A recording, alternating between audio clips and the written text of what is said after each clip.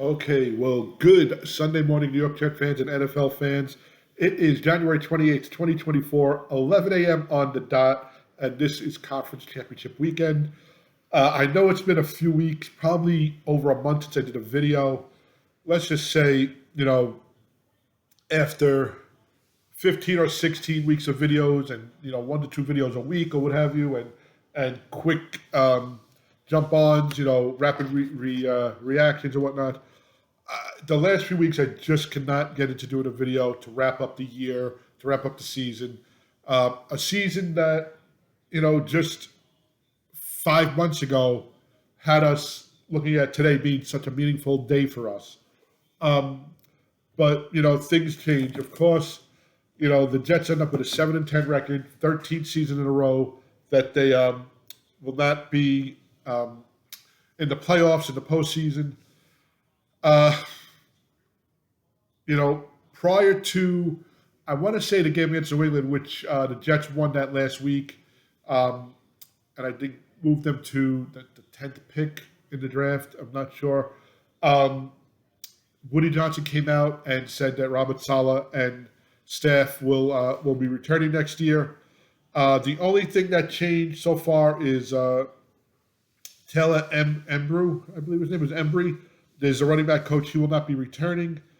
Drew Staley and Tony Dews are possible replacements. I believe they're going to finalize that this week.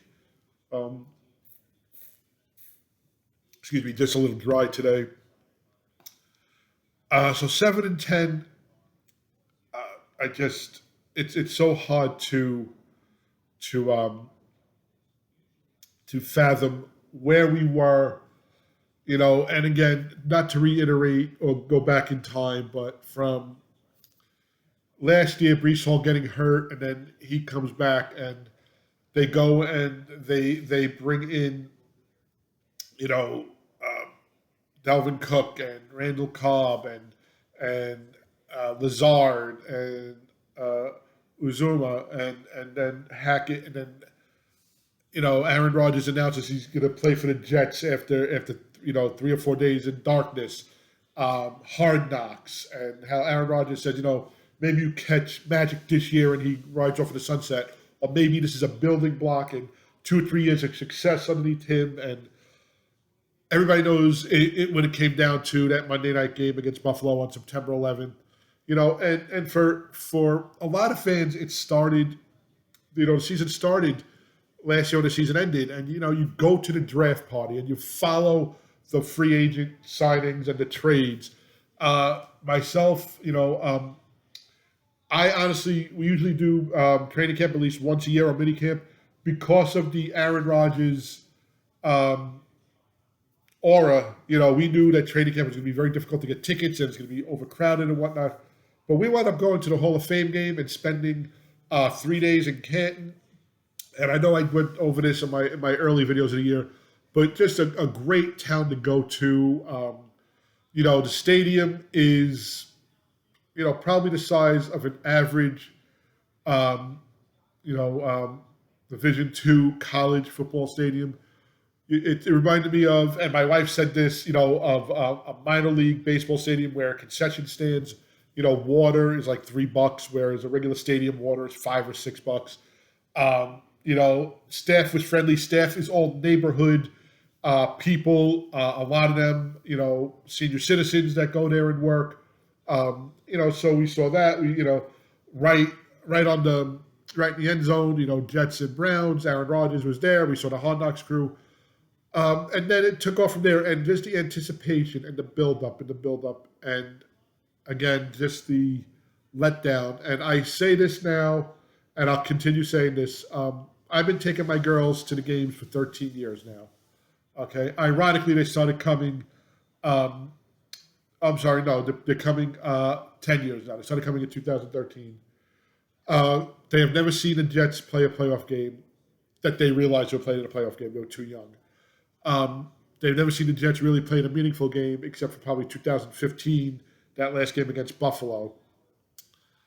But to go there and just be at the stadium September 11th, and the pregame, and the Jets did it right. I mean, the pregame was insane. From Method Man, a local, you know, celebrity who is a Jet fan, not a front runner, announcing the opening lineups, to everybody wearing bracelets in sync with the music, to 9/11, to the flags coming out. I mean, just the anticipation. And I remember the Bills, I think, went 3-and-out, or they picked up a first down, then they punted. And we broke for a TV timeout, and Rodgers came on the field. And I'm getting chills now thinking about it. My daughter said they had goosebumps during the pregame. When he went down, the look of disappointment on my daughter's face hurt me. I mean, I cannot state it. I've seen them get upset when they were babies about something. I've seen them get upset about things as teenagers. The disappointment that they saw, again, hurt me. And to me, it was personal, because I was like, my father and I and my friends and my family have endured so much watching this team, getting annoyed, being happy, having the, the anticipation and maybe the false sense of things that are going to happen, good for once. To see that on their face, I felt terrible. It was probably the first time I ever said, "I'm sorry that I made you a Jet fan." But listen, we persevered and we went to just about every game. There were 2 games we couldn't make for personal reasons, but we were there, and we cheered them on every single sense of the way. Unbeknownst to us, right after the first home preseason game, my girls and my nieces met Zach Wilson. And first of all, my girls have met, and my nieces too, have met many of football players from going to the games with me. They were never starstruck. They always, took the picture. They're always gracious. Zach Wilson, they were like teenagers seeing, Elvis for the first time, or our parents seeing the Beatles for the first time, or what have you. They were so giddy about this young, good-looking man taking a picture with them. And then, 3 weeks later, we find out he's a starting quarterback. And I have no ill feelings towards Zach, because I think he was given ample opportunities to make a difference, but also not enough weapons around him or enough education to teach him. So as much as I feel that Zach was not the quarterback we needed, I will never have anything against him. And him coming out and taking that picture, when I've seen other starting quarterbacks for this team walk away and whatever, I give him props. And I do hope that if he's let go by the team, he's brought onto another team and he does have success. And I wish he had success with us. The Jet season didn't end the right way, or the way we wanted it to end. I really thought we'd be playing this weekend. Now, past this weekend, I don't know. But what I'm going to do is, I'm not going to do a review of the Jet season today. I'm just going to do a quick recap. Of course, we saw frustration. We saw some nice playing. I believe Garrett Wilson, again, over 1,000 yards receiving. He actually changed his number from 17 to 5, which is his college number. Breece Hall came back. There were times where Breece Hall looked like he was missing a step, that he was slow to step, but as the season progressed, I think he really caught on. Obviously, the offensive line needs a lot of work. The Williams brother, Quincy and Quinnen, again showed that they could be all pros. Sauce, yes, I don't think Sauce is overrated. I don't think Sauce is underrated. I think the hoopla and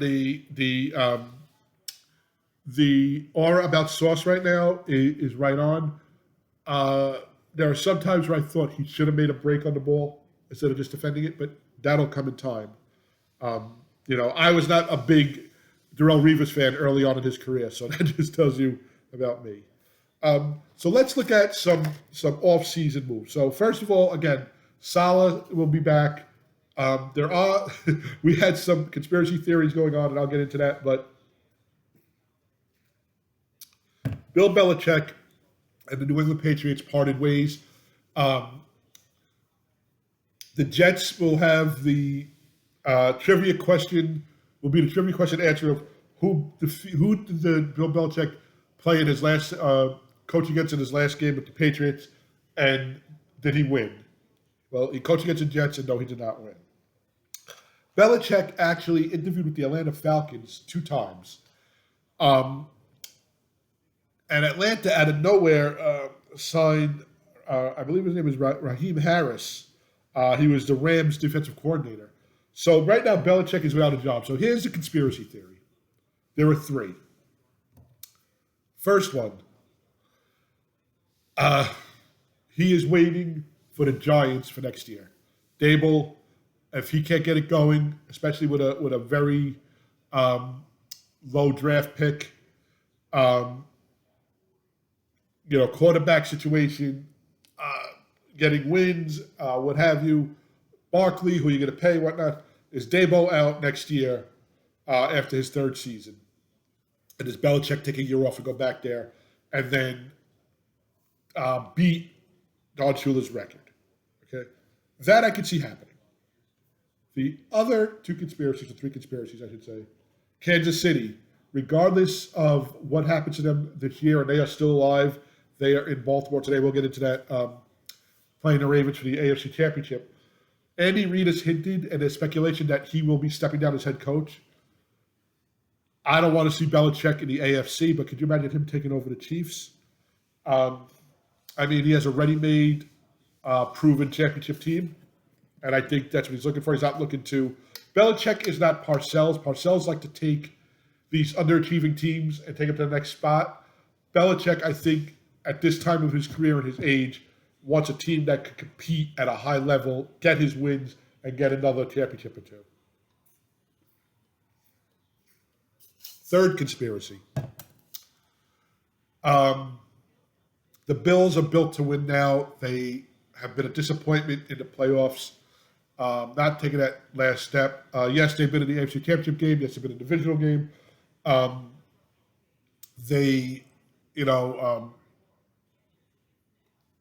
just cannot get it done. Do they fire the Bills head coach, and does Belichick take over that? Reason why I don't think so is Belichick, I believe, left the Patriots amicably with Robert Kraft. There was nothing, when Parcells left the Patriots, Parcells, there was static there. You could see he didn't like Kraft. I don't think he wants to play the Patriots twice a year. He doesn't want to deal with, hoopla. Again, I'm using that word hoopla a lot today, of him playing the Patriots twice a year. Bill does not like that. So I don't see him going to the AFC East. The last one, and this was something, and also I want to say that Rex Ryan had called Belichick to the Bills when he was going for his 2nd interview with the Falcons. So Rex Ryan was on top of this about 10 days ago, 14 days ago. But again, I don't think that happens. The last one, and this was something that kind of, hit me a little bit, but I played it down. My best friend, George, said this. Belichick is secretly talking to the Jets, and he will come to the Jets, take over the team as head coach. Saleh could stay on as a defensive coordinator, assistant head coach. They draft a quarterback, but Aaron Rodgers, he has, Belichick has his seasoned veteran, championship veteran, and he beats Kraft, gets the record as a Jet, and retires on his own conditions. The last time he was the head coach of the Jets twice, it was conditional. He was going to be head coach, and Parcells would take over when he could. Then it was when Parcells retires, Belichick will take over. Belichick didn't want that. I don't know if he doesn't like Woody, if he likes Woody. I don't know if he likes Kraft or doesn't like Kraft. But this is the least. Like, I would give 1,000 to 1 odds on this if I had to. But I don't think it'll happen. And again, he'd be the AFC East, and I don't think he'd want that whole rivalry, Jets-Patriots again. Right now, Belichick is a man without a home. Some other changes in our coaching. Pete Carroll stepped down as head coach of the Seattle Seahawks. Chargers fired Brandon Staley. They hired Jim Harbaugh from Michigan. This came out of nowhere. I didn't even realize he had the other interview. But what was funny was, again, my best friend George, a huge Michigan fan. I think if it wasn't for the Wolverines, George would just be in sports hell. He is a Mets, Jets, Rangers, Michigan fan. So Michigan wins the national championship, and as George said, the moment he lifted that trophy up, he had one foot out the door. So Jim Harbaugh goes to the Chargers with a young QB. I think that's a good place for him. The Patriots did hire a new coach, Jared Mayo, so he takes over. The Panthers got rid of Frank Reich. They have not hired anybody yet. The Raiders fired Josh McDaniels in between the season on October 31st. Antonio Pierce, the ex-New York Giant, took over as interim. He has been hired full-time. I do think that's a good hire. Pierce did have the team playing for him, playing better for him. I don't know if if Vegas ownership is going to wait for Pierce for 5-6 years to really take hold of this team. I don't know how big or short of a window he has.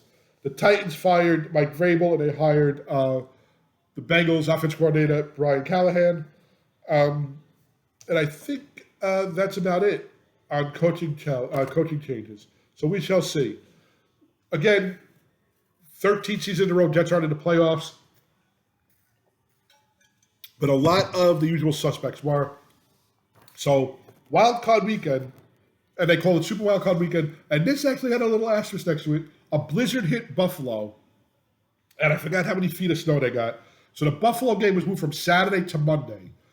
They actually paid for, first they had volunteers come shovel out the stadium in Buffalo for this game.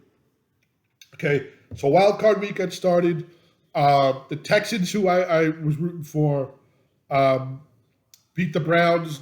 Texans at home 49-14. The Chiefs beat the Dolphins 26-7. And as much as I don't like the Bills and I don't like the Patriots and I like the Dolphins because they're all AFC East rivals, the Dolphins fan this year were just obnoxious and just overly confident. And you know what? You do have a nice little team. You did do well in the regular season. But I think your coach out-coaches himself. I think he wants to be on an Abercrombie and Fitch cover instead of being on the sidelines. And you got your asses handed to you when the Chiefs beat you 26-7. The Packers went in and beat the Cowboys 48-32, and McCarthy was supposed to be on the hot seat. A couple of days later, it was announced that he will not be leaving the team. He's still going to be the coach. They're not going to get rid of him. And that was a big disappointment. The Cowboys just, did not look good there. And Dak, in another big game, just fell short. The Lions beat the Rams 24-23. Lions' home field advantage has been unreal. And I am rooting for them as a Jet fan and watching a team that has only been in 2 conference championships, I think 2 or 3 times since the Super Bowl era. I'm all in on the Lions. I really want to see them go all the way. The Bills beat the Steelers on Monday afternoon, 31-17. And then the Bucks beat the Eagles 32-9. Sirianni's still the coach. I believe they replaced the offensive coordinator. You got to remember, they were 10-1 at one point. They were undefeated until they fixed the Jets. So, I don't know. But that brought us to divisional weekend, which was last weekend. The 2 number 1 seeds, the Ravens and the 49ers, both won their game. The Ravens took care of the Texans 34-10. 49ers, it was a rough one.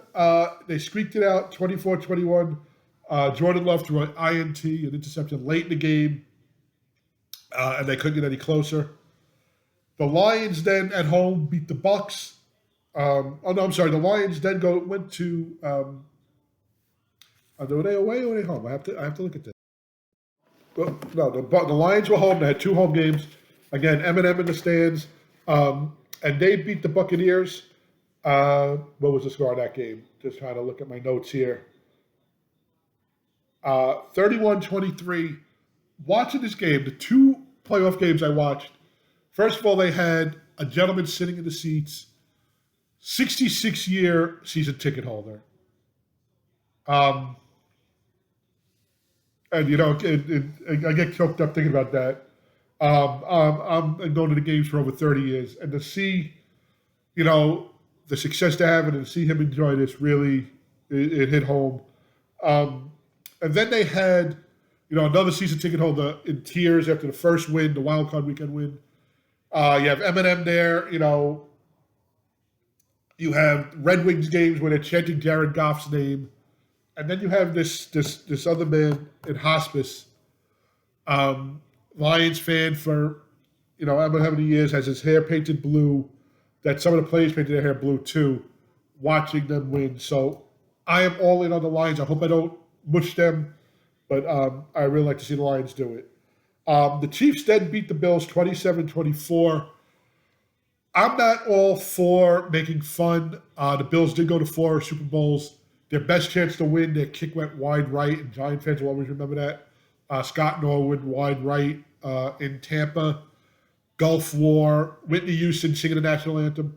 Well, last week in Buffalo, after fans were paid $20 an hour to again shovel out the stadium, Buffalo and the Chiefs, Josh Allen did as much as he could, but they should have never had to go for a field goal. They should have been playing for a touchdown for a win, and his field goal kicker, Bass, hooks it wide right. They lose 27-24. So that sets up today.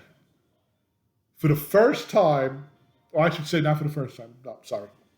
Since 2009, an AFC championship game has consisted of Tom Brady and Patrick Mahomes either playing each other or in the game, and Mark Sanchez.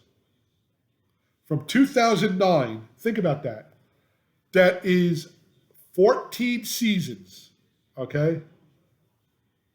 Obviously, Sanchez was in 09 and 10, Colts, and then the Steelers. And then after that, it's been Patriots with Brady and Mahomes. Mahomes in his 6th straight AFC championship game, which, if you look at that, I mean, I just can't fathom it.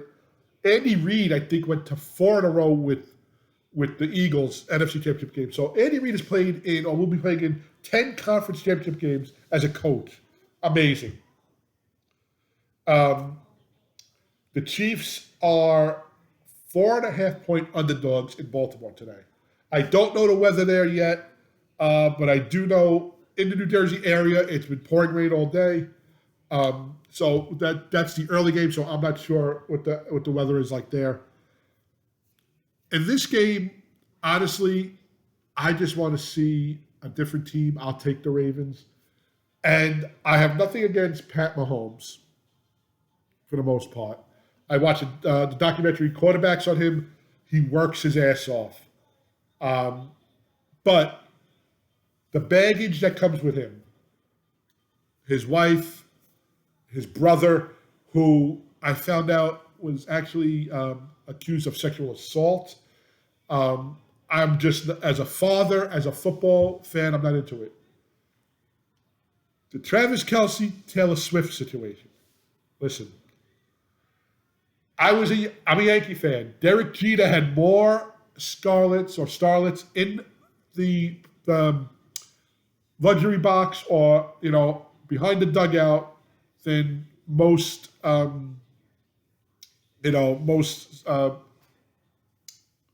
athletes. Growing up a Ranger fan, it was Ron Greshner and I believe Carol Alt. Romo with Jessica Simpson. I mean, whatever. To me, the league is pushing the Travis Kelce, Taylor Swift situation. I, for one, will say this. Yes, I think Taylor Swift did bring more young girls to watch the games. My girls have been watching the games since 2009, 2008, really. They've been sitting down with me even before that understanding game, maybe from 2013. When Taylor Swift came to, actually, when the Chiefs came, when Chiefs came to the stadium for that Sunday night game, my girl said to me, "Can we go to the Chiefs player entrance? Where the stadium is." I was like, "Yeah, you want to see Taylor Swift?" They're like, "No, we want to see Pat Mahomes and Kelsey." So for some, yeah, I'm not a hater of Taylor Swift. My daughter saw them in concert as a DJ. I play her music for the younger crowd, but I just think the league is throwing this thing there. It is very nice they show Mama Kelsey root for her two sons at the Super Bowl last year, and this year she actually went from the day that the Jets played the Chiefs at Sunday night. She went from the Eagle game in Philly, drove up the Turnpike, and went to the KC game. So it's not about that, but I want to see a different team in the AFC Championship game win, and I'm rooting for. I'm just rooting for the Ravens. Then you have the Lions at San Fran today. It's a 6:30 game. That's a late game. San Fran, a 7.5-point favorite. Excuse me. The weather's supposed to be dry, supposed to be like 63 degrees or 73 degrees. I don't know what the wind will be like or anything like that. So it will be tranquil conditions for both teams. If the Lions control the ball, the Lions win this game. First of all, I think the spread is too high. I wouldn't give more than 4.5 to 5 points if I'm going to give the points. I'll gladly take 7.5 with the Lions, but I think the Lions can squeak out this win. I'm not saying they're going to go out there and win 31-10. I'm not saying they're going to go out there and win 6-0. I think you're looking at like a 23-20 game, 23-17 game, 5 minutes left in the fourth. I don't know who has the ball, and that's where something's going to be made. Mistakes going to be made, and the other team's just going to, take that mistake and run with it. So my predictions today are Baltimore wins minus 4.5. I think Baltimore wins by like 2. I think 4.5 is too high. I think both lines are too high. San Fran can win this game, but I don't think they're going to win by 7.5. Like I said, 4.5 to 5, but I'm rooting for the Lions. So that's what it is. That's where we are now. Conference championship weekend. 2 weeks from today, Super Bowl. It's been over 50 years since we've been there. It's a rough situation to be a fan. The Jets right now are it's not even a roller coaster because you can say the Jets are at the top because you know what, Aaron Rodgers is now going to be more determined. He's ready to come back, but nothing is given. Okay, and we saw that losing and having a makeshift offensive line. I think they had 11 different offensive line combinations this year. Injuries happen, bad calls happen, turnovers happen. In that Kansas City game, and I don't like to hop on bad calls, but there was a pass interference call on an interception that the Jets made late in that game, and they called pass interference on the Jet DB. While I'm watching the game, now I'm there, we're there live. The defensive lineman on the Jets is being held this way to get to Mahomes. Nothing is called. At most, at the very least, I should say, offsetting penalties played over. No, 4 more downs. And then, of course, later on, Zach Wilson fumbled a snap, which could have put them at least in field goal range to tie it. So things can happen. The Bills last week, wide right. These things can happen. But in my heart, I really thought we'd be playing at least last week in the divisional and possibly this week in the conference championship. I'm going to probably do a Super Bowl preview in a couple of weeks, obviously before the game, maybe that Thursday or Friday. The offseason, unless there's a lot of news coming out, I'm not going to do, more than one video a week or maybe one video every other week. But we still have to get to the Super Bowl.